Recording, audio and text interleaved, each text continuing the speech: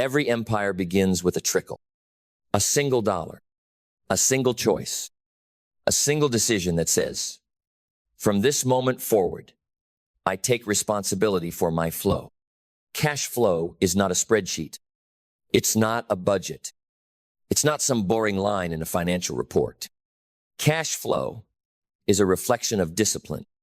It's the heartbeat of every dream you want to fund, every legacy you want to leave, every mission you want to scale. And until you manage it, you're not building a business. You're gambling with survival. Cash flow is the bloodstream of freedom. Without it, your vision suffocates. With it, your life expands. But let's be clear. This isn't about saving pennies while starving your purpose. This is about becoming a master of movement. Because money doesn't disappear. It flows. And the question isn't, do I have enough? It's where is it going? What is it creating? Is it serving me or strangling me? The first way to manage cash flow. Track it like your life depends on it. Because it does. Most people are losing money not because they're reckless, but because they're unconscious. They think cash flow is about how much they earn. No, it's about how clearly you see. If you don't know where your money's going, you're not in control. You're bleeding and calling it business. You're guessing and calling it growth. Tracking isn't restrictive. It's revelatory. Every dollar has a job. Every expense tells a story. And when you track your flow, you start to lead your finances instead of reacting to them. You see where you're strong. You see where you're leaking. You see where you're lying to yourself. And with that, awareness clarity rises. And where clarity rises, so does power. A tracked dollar is a directed dollar. And directed dollars build wealth. Then let's move deeper, because the second way to manage cash flow is to separate emotion from execution. Money moves to where the emotions are most unstable. Impulse, insecurity, status hunger, fear. But cash flow doesn't respond to emotion, it responds to structure. You want mastery over your cash flow? You must build a system that doesn't rely on how you feel. Because feelings are fragile. One bad day, and you convince yourself to spend what was meant to be scaled. One moment of envy, and you trade assets for image. One panic scroll, and suddenly your future's funding someone else's lifestyle. Emotion is the fastest way to sabotage financial momentum. But structure is sanity. Set the rules before the rush hits. Set the percentage that goes to savings automatically. Set the limits for spending before the temptation. Set your reinvestment rhythm. Don't touch it. Set your emergency cash not based on fear, but based on wisdom. Because when the structure is strong, the storm can hit and you don't flinch. Your system protects your mission. Your limits protect your long game. Your detachment protects your discipline. And let this be a truth you never forget. The goal is not to feel rich. The goal is to be powerful. And power is quiet. Power is reserved. Power is structured. Power is non-reactive. The moment you stop using money to feel better, you start using money to build better. You don't just survive the month, you scale the mountain. And that is how the cash begins to flow, not as a burden, but as a servant. Then stay sharp. Because the third way to manage cash flow is to control the outflow with surgical precision. Not miserly, not fearfully, intentionally. Because here's the truth that most ignore. You don't go broke from what you don't earn. You go broke from what you don't manage. Cash flow is not about how much money you have. It's about how disciplined you are with what leaves your hand. Every dollar that flows out is a vote for your priorities, a vote for your future, a vote for your current state of identity. You say you want wealth, but your cash is voting for entertainment. You say you want freedom, but your dollars are trapped in lifestyle inflation. You say you want to invest, but your habits fund temporary highs instead of permanent foundations. The rich don't ask, can I afford this? They ask, does this protect or produce flow? That's the shift. Every outflow must either be protective insurance, reserves, necessities, or productive investments, education, growth, and everything else. It's a leak, a silent killer, an illusion of success with a receipt attached to your future. You want power in your finances? Then conduct an audit without emotion. Look at every recurring expense, every autopay you forgot existed, every monthly drain that no longer reflects your direction. This isn't about restriction. This is about alignment. Your money should mirror your mission, not your cravings, not your boredom, not your insecurity. When you control outflow, you create overflow. And overflow isn't excess. It's fuel. Fuel for your next season. Fuel for your next move. Fuel for the freedom most only fantasize about. Control the outflow, and you reclaim the power to move on your terms. Then let's keep the current strong. Because the fourth way to manage cash flow is to increase inflow without increasing chaos. Most people think more money solves everything. But if your system is broken, more inflow just makes the cracks wider. You don't need more money, you need more margin. And margin doesn't come from hustle. It comes from leverage. Cash flow multiplies when your effort compounds. When your income isn't just tied to time, it's tied to systems, assets, automation value. You want your inflow to grow? Then build income that doesn't demand your presence to survive. Ask yourself, how can I add value that pays me back on repeat? How can I turn what I know into what others need? How can I package, position, or systemize the thing I do so it flows without friction? Because a job will pay you, but leverage will free you. You don't build cash flow by selling your time forever. You build it by building channels that flow with or without your hand on the faucet. That's how you grow inflow with sanity, with space, with strategy, with scalability. You learn a skill that solves a painful problem. You solve it better than anyone else. You build a system around it. And then you let the system serve you while you serve the vision. Now, every dollar that comes in isn't random, it's repeatable. It's sustainable. It's scalable. And that is when cash flow becomes predictable. Not just money in your hands, but freedom in your calendar, confidence in your decisions, momentum in your mission. This is how the wealthy think. They don't just earn the engineer. You want more inflow? Then stop chasing money. Start building machines. Then let's finish this like fire. Because the fifth and final way to manage cash flow is to reinvest with wisdom and long-game vision. Most people get money and spend it. The wise get money and multiply it. Because the goal isn't to keep money, it's to put it to work. You don't just want money sitting. You want it moving. You want it building your future while you sleep. You want it defending your freedom while you focus. And reinvestment is the mindset shift from consumer to creator, from spender to strategist. A dollar spent is gone, but a dollar reinvested can come back with friends. Reinvest in your mind, because the more you know, the more you earn. Reinvest in your systems, because automation scales what discipline starts. Reinvest in your health, because energy is your greatest asset. Reinvest in your team, because no legacy is built alone.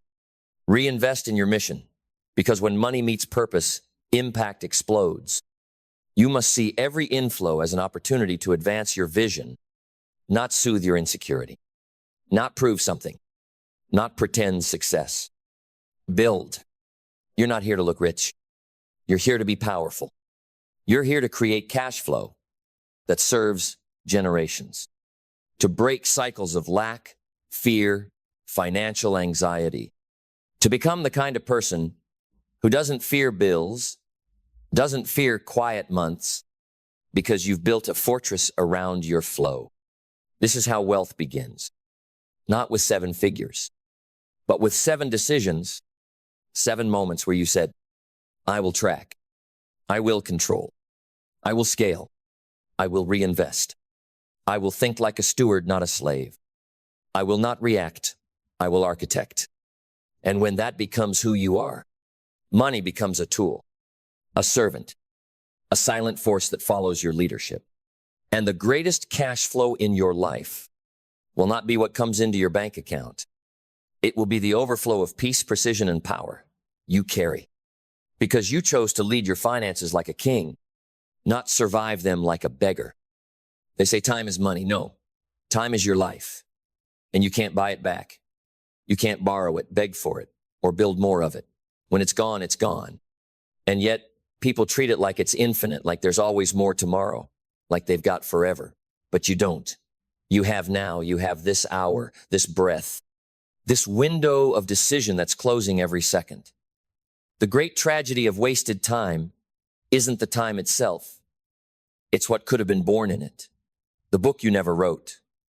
The body you never built. The freedom you never touched. Not because you weren't capable, but because your habits were careless. Time management isn't about scheduling your hours. It's about respecting your existence. It's about understanding that how you spend your minutes reveals how you value your destiny. Your future is leaking away through small cracks in your day, and you don't even notice, because bad time habits don't scream.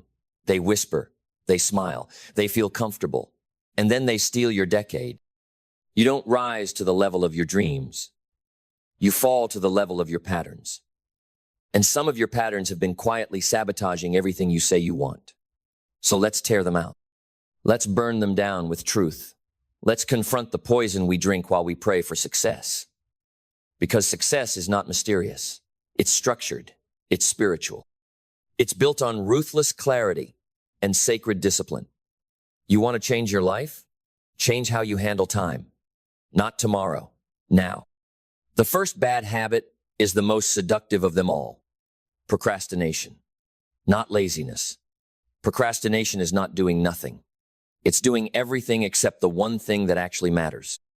It's choosing the comfortable over the critical, the urgent over the important. It's convincing yourself that your future can wait, but the future doesn't wait. It punishes the passive. It rewards the ready. You say you're waiting for the right time, but time doesn't knock. It doesn't beg for your attention.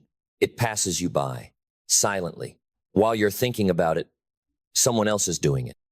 While you're planning your masterpiece, someone else is releasing theirs. And you know what hurts the most? You had the same ability, but you didn't move. Procrastination is not about laziness, it's about fear. Fear of failing, fear of judgment, fear of being exposed as not enough. But listen to myth. Cost of hesitation is always greater than the cost of failure. You can recover from mistakes, but you cannot recover from years of delay. Start now, imperfectly, publicly, boldly, because done is always better than perfect. And action is the only cure for regret. The second bad habit is the disease of the yes man. Saying yes to everyone and everything. Drowning your time in other people's agendas. Let me tell you something hard. If you don't set boundaries, your life will be run by people who don't care about your vision. Every yes to something meaningless is a no to something life-changing. You think you're being helpful? No. You're being hijacked. You're mistaking being liked for being effective. You're pleasing people while abandoning your purpose. You can't build an extraordinary life if your schedule is filled with obligations you resent. Stop giving away your time like it's candy. It is your most valuable asset. Guard it like treasure. Say no with strength. Say no with love. Say no with conviction. Because you are not on earth to live everyone's life, you are here to live yours. The third bad habit is the illusion of multitasking. Doing 5 things at once and doing all of them poorly. Focus is a superpower in a distracted world. You cannot go deep while you're spread thin. You cannot do meaningful work in the margins of your attention. Multitasking makes you feel productive, but it makes you ineffective. It fractures your mind. It steals your presence. It breaks your momentum. The brain isn't wired to jump between tasks. It's wired to lock into one mission, one intention, one objective. You want to change your results? Change your focus. Choose one priority. Eliminate the noise. Cut the unnecessary. Do one thing with everything you've got. Because the world doesn't reward effort, it rewards mastery. And mastery requires undivided attention. The fourth bad habit is planning by emotion instead of principle. You only work when you feel like it. You only push when you're in the mood. That's not a work ethic, it's a fantasy. Winners don't wait to feel motivated, they train themselves to move regardless. They create systems that run even when their emotions fail. They don't ask, do I feel like it?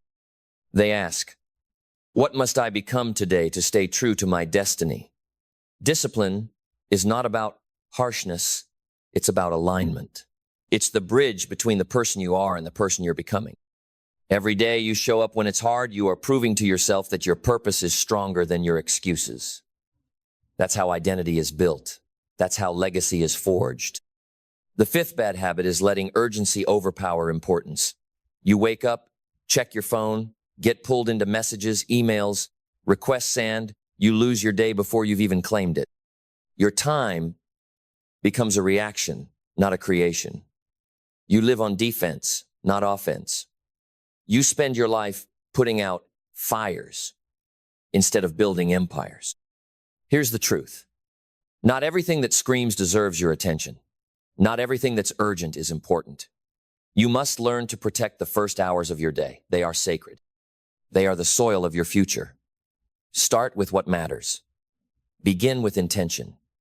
Let your priorities lead your schedule, not your notifications. The man who protects his mornings owns his future. The sixth bad habit is wasting micro moments. The 5 minutes while waiting. The 10 minutes between tasks. The hour before bed. You scroll. You zone out. You kill time. But what if I told you that the person you want to become lives in those spaces? 5 minutes of silence can birth a breakthrough. 10 minutes of reading every day becomes 50 books a year. Small disciplines, repeated relentlessly, create unstoppable momentum. Don't overlook the small doors. They often lead to the biggest rooms. Build a life in the cracks. Build a future in the in-between. Turn idle time into legacy. The seventh and final bad habit is living without review. You never look back. You never ask what worked, what didn't, what must change. You just move blindly, repeating the same cycles.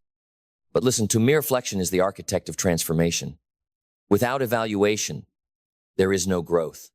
Without awareness, there is no progress. The most successful people don't just do, they study themselves. They audit their time like a business audits profit. They face their waste. They fix their patterns. They face the hard truth that success isn't in doing more, it's in doing better. Every week you don't review is a week that repeats itself, and a repeated week becomes a repeated year, and a repeated year becomes a forgotten life. So what now? You want to win? Don't just fix your schedule. Fix your soul. Rebuild your identity around honor, around clarity, around discipline. Stop chasing more time. Start mastering better choices. Time doesn't change your life. Habits do, systems do, self-respect does. Every second is a seed.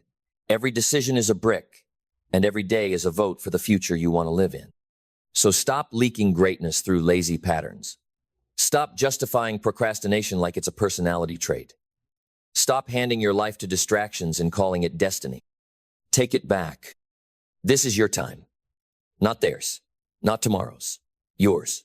Right now. Burn the old schedule. Kill the old identity. Throw out the clock that ticked for your comfort and build one that strikes for your calling. This is your wake-up call. This is your line in the sand. This is the moment you declare, I will no longer waste what cannot be replaced. Not one more day. Not one more hour. Not one more excuse. This is not about time. This is about who you become with it. So what happens when you finally decide to take control of your time? The world doesn't slow down for you. It doesn't get easier, but you get sharper. You get bolder. You wake up with fire in your chest and steel in your spine. You walk different. You speak different. You carry your hours like sacred gold, no longer traded for nonsense. You don't need to convince anyone. You just move different. Because when you start owning your time, people feel it. They notice your absence from the meaningless. They sense your presence in the essential. You begin to see the truth about others too. You start to notice who respects your time and who exploits it, who builds with you and who bleeds you dry, who adds to your energy and who quietly siphons it with every small interruption. And this is where the second rebirth happens. When you realize time management isn't just about hours, it's about people. Protect your time and you start protecting your peace. Protect your peace and you unlock your power. And here's something nobody wants to say out loud. Some of your worst time management habits were taught to you in school, in your job, even in your own family. Taught that being busy means being valuable, that overworking is noble, that exhaustion is a status symbol. But let me tell you something, radical rest is productive. Clarity is strategic. Silence is powerful. And saying no is an act of love for your vision, your health, your future. Look around. Everyone's sprinting, but few are arriving. Everyone's grinding, but most are lost. Why? Because they never stop to ask, where am I actually going? Time management without vision is like speed without direction. You'll just crash faster. That's why some people are burnt out and broke at the same time, running fast in circles, confused why life feels hollow. So pause, just pause, breathe and ask yourself, what am I really building with my time? Not what are you doing, not how much you're achieving, but what are you truly building? A life? A legacy? A family? A mission? Or are you building distractions? Building comfort zones? Building a resume for a life you don't even love? Time will ask you this question every day. It doesn't shout. It whispers. It waits. But if you ignore it long enough, it will answer for you in regret. You want to feel more alive? Master your time. Because presence is born from clarity, and clarity is born from control. You can't be spiritually awake and chronically distracted. You can't feel fulfilled while you're drowning in obligations that mean nothing to your soul. And let's talk about mornings. Your morning is your steering wheel. If you start in chaos, don't be surprised when your day swerves into exhaustion. Protect your first hour. No screens, no noise. Just you, your mind, your mission. Create before you consume. Design before you react. Set your intention like a compass, because a ship without direction is just a floating excuse. You say you don't have time? No, you have time. What you lack is intention. If I followed you for 24 hours, I could predict your future, because your calendar is a confession. Your minutes are a mirror. You cannot lie to your time. It sees everything. It sees the scrolling, the gossip, the binge watching, the just one more episode, the I'll start tomorrow. But it also sees the grind, the stillness, the sacrifice, the rituals. It records it all, and it pays in outcomes. So if you want different results, live a different day. One day of fierce discipline can realign your path. 1 week of clear focus can repair lost momentum. 1 month of ruthless scheduling can build a new reality. And 1 year of time mastery, that can make you unrecognizable. Imagine who you could become if every hour bowed to your purpose. Imagine the health you'd gain, the income you'd create, the relationships you'd elevate, the peace you'd experience if you stopped treating time like trash and started treating it like royalty. Your habits are writing your story, and time is the ink. Don't write a tragedy out of laziness. Write a legend out of discipline. Because at the end of this life, the greatest pain won't be what you lost. It will be what you never became. Not because you didn't want it, but because you didn't manage what you had your time. So enough. Enough apologies, enough delays, enough mental gymnastics. Today is the day you stop bleeding your potential on the floor of distraction. Today is the day you rise, choose. Carve your days into weapons, carve your hours into monuments. Turn every minute into a declaration of your worth. No more time thieves.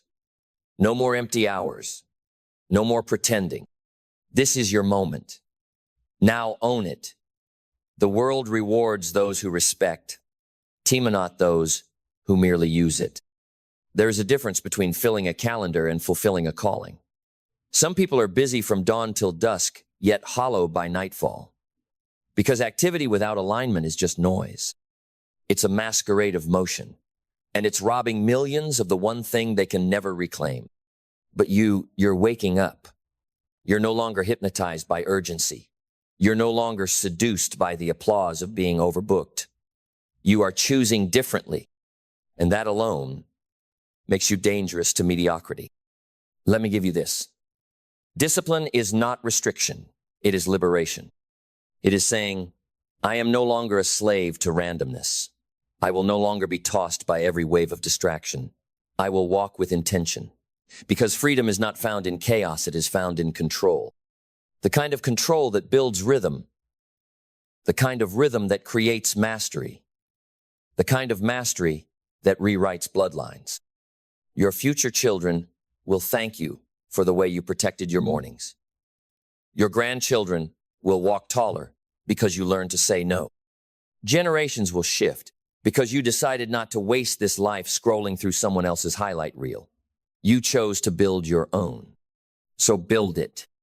Brick by brick, hour by hour. Get uncomfortable. Get deliberate. Build a calendar that makes you proud. Not one that impresses others, but one that serves your purpose.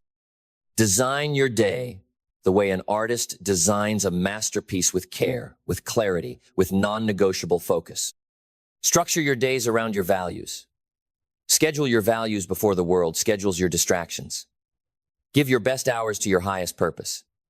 Don't let the world interrupt what matters most, because they will try. Every day, the calls, the noise, the pressure to conform. But if you don't pick your priorities, someone else will pick them for you. Decide, that's the word. Decide comes from the Latin root decidere, which means to cut off. When you decide to master your time, you cut off the options to drift. You sever the excuses. You burn the bridge to who you used to be. And with that burning comes light. Let's talk about evening rituals. The way you end your day matters as much as the way you begin. If your morning sets the tone, your evening seals the foundation. Don't let your last moments be mindless consumption. Use them to reflect. Use them to realign. Use them to reconnect to your reason for being. Before you sleep, ask, did I serve today? Did I honor my time? Did I use my energy in ways that made me stronger? These questions are small hinges that swing big doors. Because your days are chapters. And if you want a powerful story, you must write powerful paragraphs daily. You will fail sometimes. You will slip, but don't you dare stay down. The clock keeps ticking. So should you. You are not your worst hour. You are your next choice. Recommit, reset, refocus. Because a bad day doesn't ruin a destiny, a bad pattern does. Break the pattern. Break the chain. Build something better.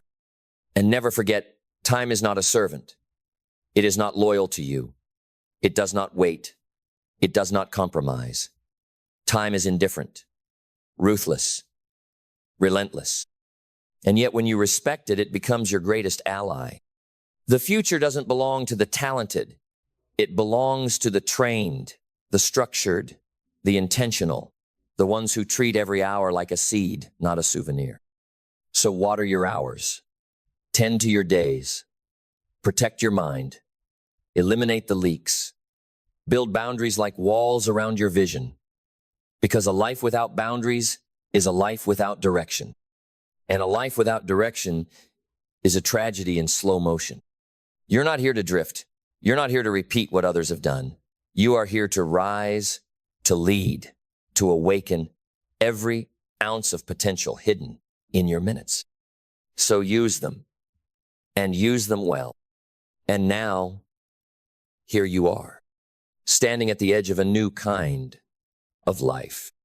A life not ruled by chaos, not stolen by noise, not wasted in waiting, but a life designed, one where every day is a declaration, every decision is a vote, and every moment whispers, this matters. Because it does. You matter. Your time matters. Your mission matters. And no one is coming to save your schedule.